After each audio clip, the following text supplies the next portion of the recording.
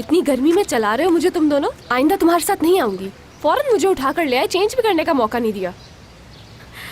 हमें भी अंदाजा नहीं था ना इसका, इसलिए यहाँ आना पड़ा।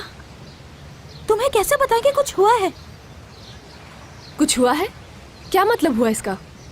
कुछ हुआ है, बहुत ही अजीब। अच्छा या बुरा? अच्छा भी और बुरा भी। तुम दोनों ओवर एक्टिंग बंद करो और मुझे बताओ कि बात क्या है। मुराद से मिलने का प्लान बनाया था हमने करीम के साथ मिलकर, लेकिन अचानक से नहुसत टपक पड़ी और उसके बाद ये हुआ कि क्या हुआ? एपिक तुम ही बता दो ना। एपिक दीदम प्रेग्नेंट नहीं थी, वो झूठ कह रही थी। क्या तुम सच कह रही हो? खुदा की कसम सच कह रहे हैं हम लोग। और बैड न्यूज़ क्या है?